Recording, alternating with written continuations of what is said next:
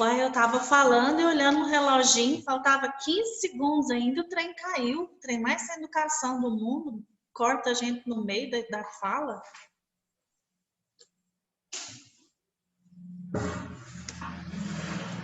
Deixa todo mundo entrar novamente.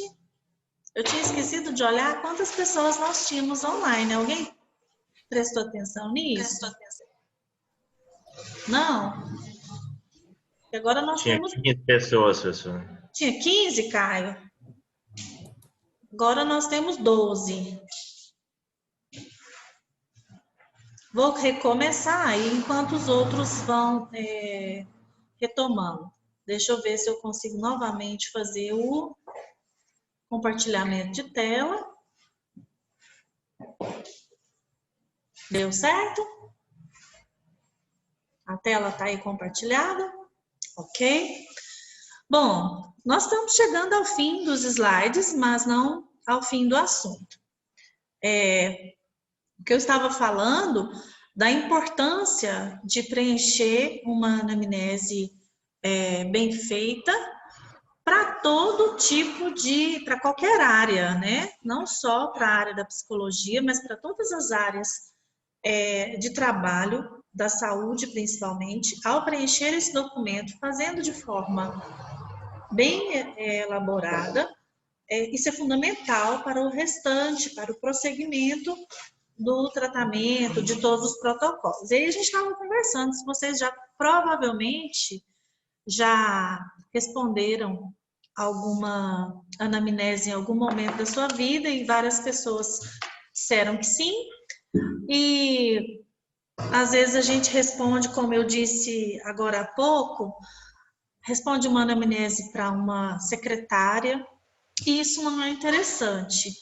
Vou aproveitar para dar um exemplo para vocês seguirem na vida profissional de vocês. Já que a gente acha errado ou se sente incomodado com algumas coisas, a gente deve utilizar desse exemplo para não repeti-los na nossa vida profissional, né? Já aconteceu de eu saber de pessoas que vão fazer um atendimento psicológico, inclusive um teste vocacional, e a profissional atende, a profissional psicóloga atendeu os pais, disse que precisava de tantas sessões e seriam aplicados tantos testes e que o adolescente deveria ser levado lá tantas vezes. Marcados os horários, os pais deixavam o adolescente, depois buscavam. E quem estava aplicando os testes nesse adolescente era a secretária. E era uma secretária que não era nem estudante de psicologia, nem estagiária, nem era uma secretária, a recepcionista. Colocava o adolescente na sala, colocava o teste, dava as instruções e saía, deixava ele fazendo o teste sozinho. Então, assim, que procedimento antiético, né? Que a falta de zelo por parte dessa profissional permitir que isso aconteça. Da mesma forma, quem tem que fazer anamnese com os seus pacientes são os profissionais, o dentista, o médico. Então, quando a gente responde... Outro dia eu levei minha mãe ao dentista. E minha mãe tem uma série de complicações médicas por causa da idade, também por causa de alguns problemas de saúde que ela tem. Então, ela toma vários medicamentos. Um para tireoide, outro para hipertensão, e assim por diante. E aí, quem estava na frente, a recepcionista, deu esse questionáriozinho para minha mãe responder. E aí, ela estava cheia de dúvidas. Ela falava assim, eu tomo tal remédio, mas eu não sei se esse remédio pode influenciar nesse procedimento. E aí ela perguntava isso para a secretária, óbvio, ela não tinha condições de responder essas dúvidas. Não, então a senhora põe o nome aí do que a senhora toma. Aqui não tem espaço, ela falou, aqui não tem espaço para eu colocar que eu faço tal tratamento. Aqui perguntou de diabetes, de câncer e de hipertensão, mas não perguntou de tireoide. Eu tomo remédio, 2 remédios. Onde que eu coloco? Ah, não, então deixa. Eu pensei assim, gente, será que essa secretária chegar lá dentro, ela vai mostrar para a dentista e vai falar, olha, ela falou tal coisa, ela adicionou tal informação, mas não tinha espaço aqui para colocar. Será que ela se atenta a isso? Não. O papel ficou lá no balcão da recepção e ela levou minha mãe. E aí a gente foi pensando, gente, onde que está o cuidado desses profissionais no sentido de ouvir o paciente? A escuta é muito importante. Uma vez, na clínica odontológica da Univangélica, uma paciente estava com a pressão alta, mas ela não sabia. E uma aluna minha, eu dava aula na odonto nessa época, ela falou, professora, a sua aula salvou meu procedimento. Aí eu falei, como assim minha aula salvou seu procedimento? Eu tinha uma paciente com uma cirurgia agendada, a paciente chegou para fazer a consulta, e aí eu fiz o que a senhora sempre disse na sua aula de humanização.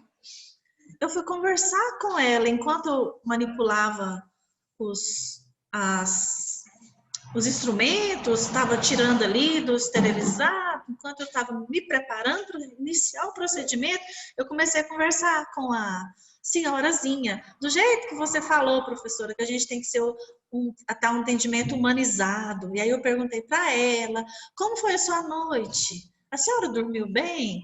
E ela disse que começou no sentido apenas de relaxar a paciente. Mas eis que ela teve uma informação importante. Não dormi bem à noite, não. Tive uma dor de cabeça muito forte. A senhora tomou medicamento? Tomei. Melhorou? Não. Acordei ruim. Tô até agora. Onde que é a dor? Tá doendo aqui? Tá doendo? Ah, tá doendo a nuca? Deixa eu aferir a pressão da senhora, então. A pressão da paciente estava nas alturas.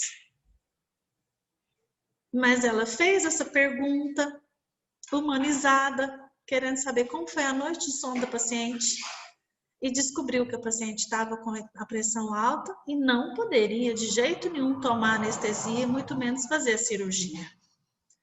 Então, é importante o próprio profissional fazer a anamnese. É isso que eu quero deixar bem claro com vocês. Não deixar a anamnese na mão da secretária, da recepcionista, do estagiário e etc. Eu gosto tanto dessas notas, quando elas passam assim na hora da aula. É bom até. Fica empolgado. Ai, com Deus. Então, ficou claro, gente, o quanto é importante preencher esse documento de maneira bem criteriosa? Esse último slide aqui...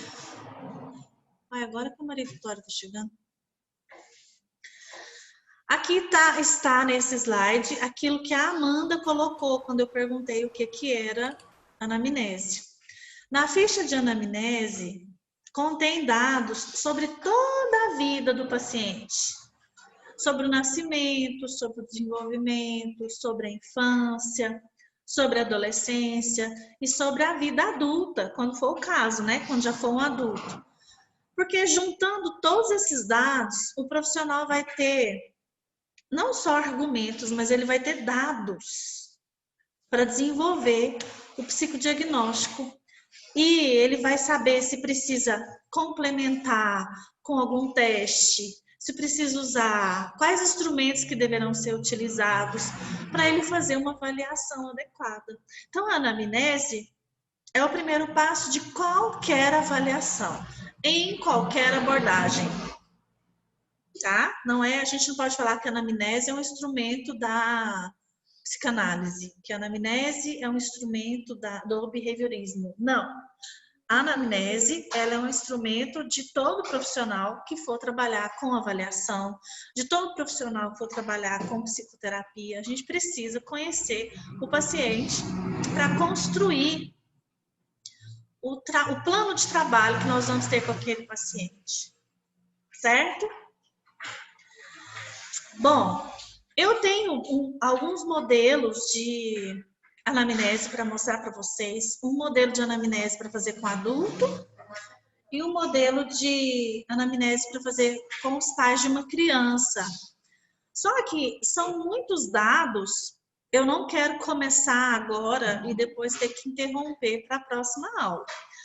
Quando a nossa matéria, como a nossa disciplina tem 40 horas, nós somos orientados que nós devemos fazer a aula síncrona, né? Que é essa aula online, de 50 minutos. Então, o Zoom tem 30 minutos. Então, são 30 minutos de um período e 20 minutos de outro período. Então, eu tenho 9 minutos para eu começar a falar de um instrumento tão importante. Eu não acredito que vai ser produtivo a gente começar a falar desses instrumentos e ser interrompido. O que eu vou fazer? Além dos slides que vocês já tiveram acesso a eles desde ontem, eu vou disponibilizar também para vocês no Liceu e semana que vem no ABA, que já vai estar funcionando, os modelos de anamnese, para vocês começarem a ir dando uma olhadinha, tá? Para tirar dúvida, por curiosidade mesmo. Às vezes você mesmo pode pegar um desses instrumentos e começar a responder, para saber como seria se você estivesse respondendo a essa anamnese. Também é uma tarefa interessante, é um exercício interessante a ser feito. Então, eu vou disponibilizar esse material para vocês. E a partir da próxima aula, da próxima semana, vai funcionar nesse formato. Eu disponibilizo o material anteriormente, nós fazemos 50 minutos de aula síncrona e depois vocês têm um tempo para responder um questionário de, eu não sei se no caso de 40 horas é um questionário de 6 perguntas, eu acho que é. 6 perguntas a respeito da aula. E aí, a partir da semana que vem, essas 6 perguntas já vão estar computando valor para a nota da primeira VA. Tá certo? Alguma dúvida, alguma pergunta ou complementação?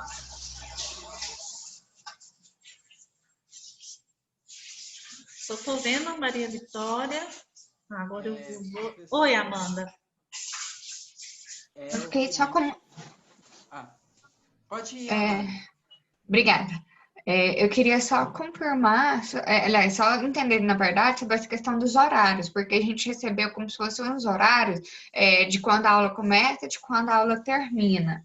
Aí, só para a gente ter uma ideia, que a senhora comentou sobre a questão que está sendo orientado para ficar até 50 minutos. Mas no nosso horário, a gente teria aula até 12:30. Aí, então, essa complementação seria o pós-aula? Seria isso? Isso, exatamente. Beleza, no pós-aula, esses exercícios que vocês farão, vocês podem, inclusive, para ninguém ter desculpa de falar assim, é exatamente a orientação que a gente recebeu, sabe? Da Pró-Reitoria. Uma aula de vocês vai de 10h50 a 12h40. E aí um aluno pode chegar e falar assim, mas a professora só deu 50 minutos de aula. E os outros minutos? Os outros minutos foram pré-aula, o tempo que vocês gastaram lendo o material que foi encaminhado e o pós-aula. Para ninguém dizer depois que não tinha tempo para responder esse questionário, vocês têm de agora até 12h40 o restante da aula. Seria isso, entendeu? Se o questionário já tivesse para responder hoje, o pós-aula já computa exatamente esse tempo, que se a gente tivesse presencialmente, seria uma atividade presencial. Eu ia falar, gente, nós tivemos essa aula e agora vocês respondam a essas perguntas. Escreveria lá no quadro, junta aí de dupla.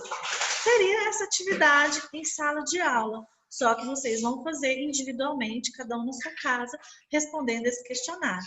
E para nós termos, tanto para o professor ter certeza de que o aluno está cumprindo a atividade, quanto para o aluno ser motivado a fazer essas atividades valerão nota. E lá no AVA, vocês verão a partir da semana que vem, quando ele abrir, que ele vai ter um formato diferente e vai ter o lugar certinho da pré-aula, da aula e do pós-aula. E vai ter o lugar certinho de vocês inserirem as respostas de vocês para computar esses pontos.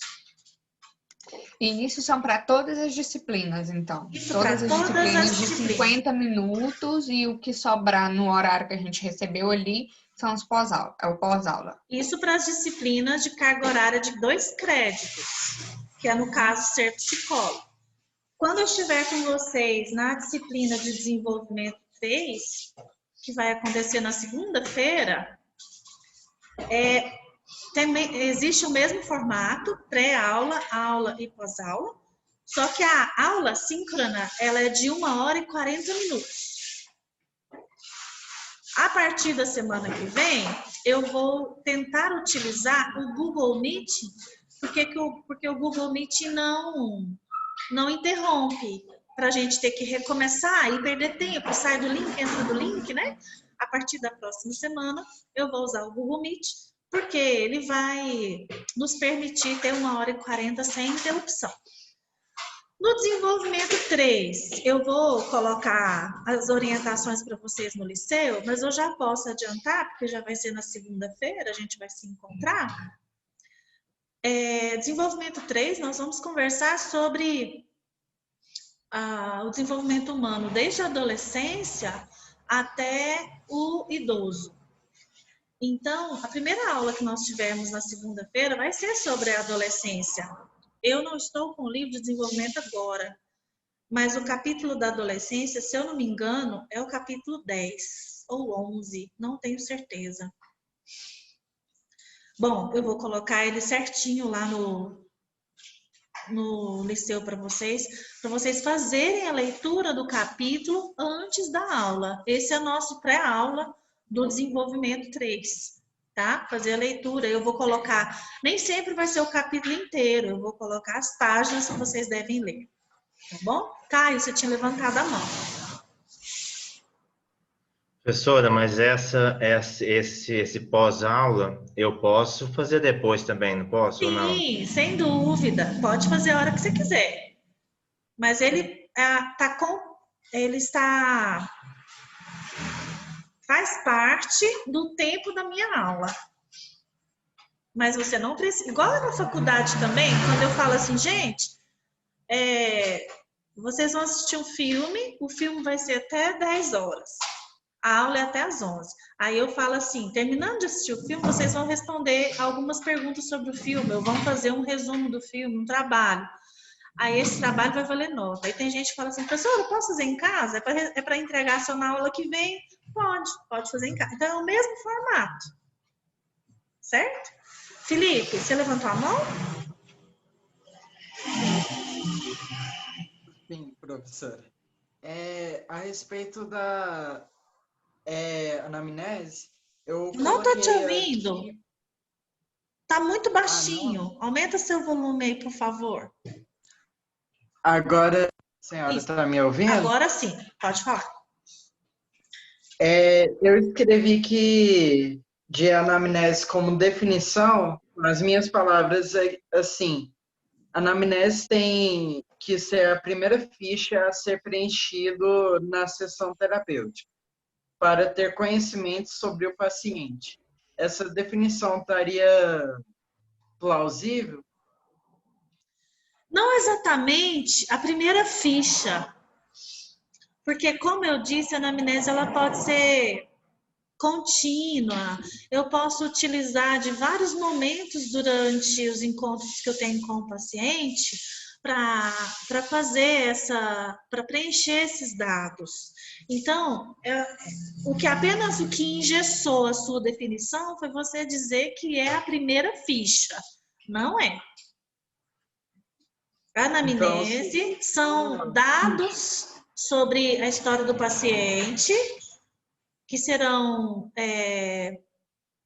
desenvolvidos, dados que serão levantados ou pesquisados a partir do primeiro encontro. Acho que se você quiser colocar assim, fica melhor.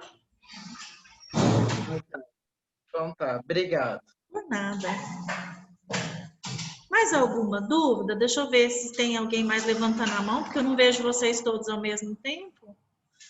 Deixa eu parar de compartilhar, que aí eu vejo vocês.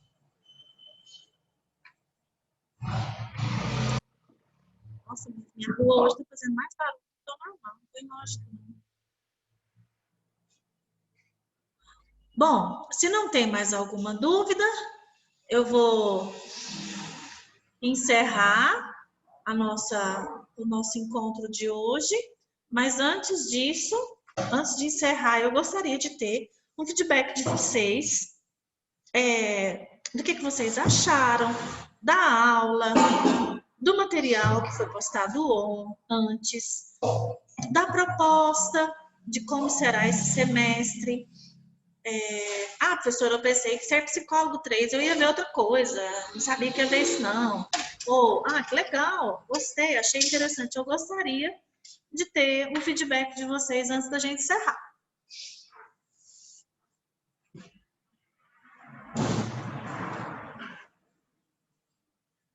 Todo mundo calado olhando para mim. Professora, eu particularmente é a primeira vez que eu estou fazendo ser psicólogo, porque no primeiro período a gente não teve, por conta de falta de professor, alguma coisa assim, e no segundo período eu fui dispensada por conta. Você não teve? Vocês não tiveram ser psicólogo no primeiro período? Não, a gente ainda vai fazer essa matéria e disse que vai ser lá para o sexto período em diante. Entendi. Por conta de falta de professora. Então, é a primeira vez que eu tô tendo essa disciplina, eu achei muito legal, que eu não tinha nem ideia de que vocês falavam no ser psicólogo. Gostei também dessa questão de ter postado material antes, que eu acho muito legal. Por mais que eu não tive acesso, né, é uma coisa assim que eu acho muito bacana, porque a gente tem uma ideia mais ou menos sobre o que a aula vai ser, sintonizar mesmo com o tema da aula, às vezes dar uma pesquisada por fora, né, para ter mais repertório mesmo de informação, né, para a aula tornar mais produtiva e tal. Então, eu gosto muito desse formato de informar, por exemplo, o que vai ser lido, igual, né, em desenvolvimento, porque isso já situa a gente em algumas coisas, até para a gente fazer perguntas e tal. Então, eu gosto muito desse formato. Esse é o meu feedback. Ok, obrigada. Mais alguém?